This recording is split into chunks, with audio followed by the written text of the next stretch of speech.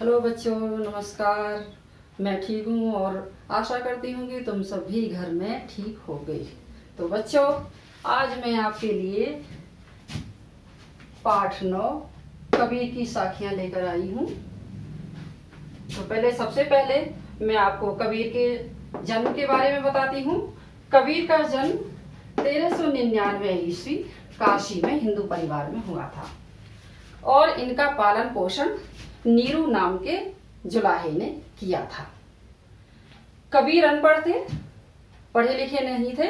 इन्होंने खुद ही कहा है, मसी कागज छुओ नहीं, कलम गही नहीं हाथ। यानी इन्होंने कागज को हाथ नहीं लगाया और कलम भी इनके हाथ में नहीं गई। ठीक है। और इन कबीर की रचनाएं, कबीर ने कौन कौन सी रचनाएं लिखी हैं? साखी, शबद और रमैनी। तो आज साखी के कुछ दोहे, साखी के कुछ दोहे कबीर की साखियों में संकलित हैं, जिनके बारे में आज मैं आपको पढ़ाने जा रही हूँ। तो पहला दोहा स्टार्ट करते हैं कबीर की साखियां। पहला दोहा है, जाति ने पूछो साधु की, पूछ लीजिए ज्ञान। मोल करो तलवार का, पड़ा रहने दो म्यान।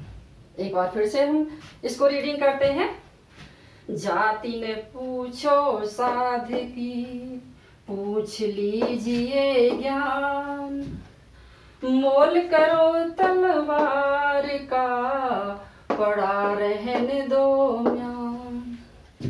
कबीरदास जी कहते हैं कि हमें किसी भी साधु की जाति नहीं पूछनी चाहिए। हमें उसको अच्छी तरह से जानने के लिए, उसके ज्ञान को समझने के लिए, उसे कितना ज्ञान है, उसके ज्ञान के बारे में ही हमें उससे पूछना चाहिए। कबीर जी ने उदाहरण भी दिया है, मोल करो तलवार का, पड़ा रहने दो म्यान। यानी हम तलवार का मोल करते हैं। मोल भाव किसका करते हैं? तलवार का। यानी जब हम तलवार खरीदने जाते हैं तो हम तलवार का मोल करते हैं, म्यान का नहीं। म्यान किसे कहते हैं? जिसमें तलवार को रखा जाता है। नेक्स्ट दोहा है, आवत गारी एक है, उलटत होई अनेक। कहे कबीर नहीं उलटिए, वही एक की एक। यानी कबीरदास जी कहते हैं, आवत गारी एक है। यानी गारी की शुरुआत जो होती है वो एक से होती है। उलटत होई अनेक, और जब हम जवाब देना शुरू कर देते हैं तो अनेकता का रूप धारण कर लेती है। यानी गालियों का सिलसिला चल निकलता है और वो बहुत ज्यादा हो जाती है। ठीक है। कहे कबीर नहीं उलटिए, वही एक की एक। कबीरदास जी कहते हैं कि हमें लौटकर गाली नहीं देनी चाहिए, क्योंकि हम गाली देंगे तो फिर दूसरा और गाली देगा। इसलिए हमें गाली नहीं, लौट करके गाली नहीं देनी चाहिए। अगर हम ऐसा नहीं करेंगे तो गाली सिर्फ एक ही रहेगी। बच्चों, आगे का दोहा है, माला तो कर में फिरे, जीभ फिरे मुख माही। मनुआ तो दहु दिसी फिरे, यह तो सुमिरन नाई। कबीरदास जी कहते हैं बच्चों, क्या कहते हैं? माला तो कर में फिरे। कुछ लोग क्या करते हैं, माला को हाथ में इस तरह से फिराते रहते हैं। माला हाथ में फिरती है उनके में, जीभ फिरे मुख माही, और जीभ उनके मुंह में चलती रहती है। यानी मौन होकर के वो भगवान का स्मरण करते रहते हैं। लेकिन कबीरदास जी क्या कहते हैं इसको? दिखावा। क्यों कहते हैं दिखावा? मनुआ तो दहु दिस फिरे, यह तो सुमिरन नाही। यानी मन, मनुआ यानी मन, मन तो चारों दिशाओं में फिरता रहता है। चारों दिशाओं में या फिर 10 दिशाओं में फिरता रहता है। यह तो सुमिरन नाही। कबीरदास जी कहते हैं ये तो कोई ईश्वर का स्मरण नहीं हुआ, ऐसा स्मरण करने का कोई फायदा नहीं है। बच्चों नेक्स्ट दोहा है, कबीर घास ने नी दिए जो पाऊं तली होई,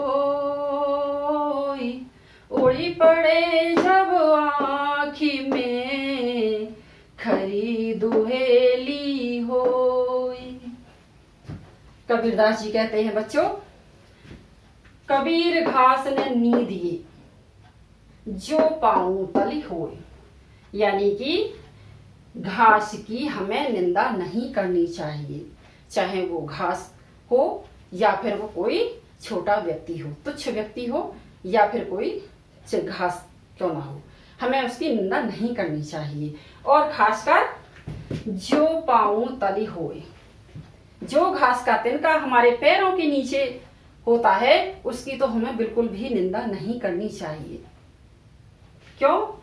क्योंकि उड़ी पड़े जब आँख में खरी दुहेली हुई, यानी जब वही तिनका हमारी आँख में गिर जाता है, जब वही तिनका उड़ करके हमारी आँख में गिर जाता है तब हमारी आँख में बहुत दर्द होता है, हमारी आँख बहुत ज्यादा दुखने लगती है।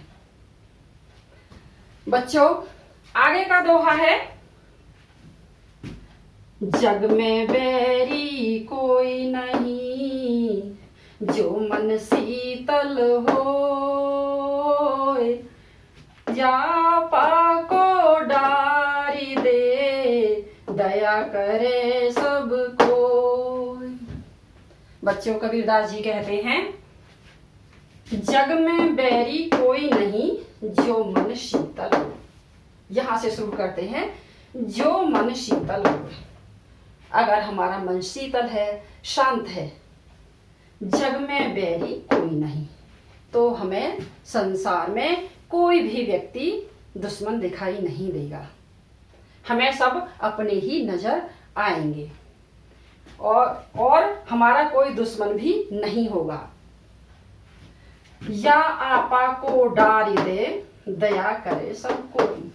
कबीरदास जी कहते हैं कि हमें अपने आपा यानी घमंड, हमें अपने घमंड को डारी दे यानी समाप्त कर देना चाहिए, छोड़ देना चाहिए और सब पर दया करनी चाहिए। हमें अपने घमंड को समाप्त करके सब पर दया करनी चाहिए। तो बच्चों आपने कबीर की साखियों के बारे में जाना और मैं उम्मीद करती हूँ इनसे आप जरूर कुछ सीख लेंगे और आगे बढ़ेंगे। धन्यवाद।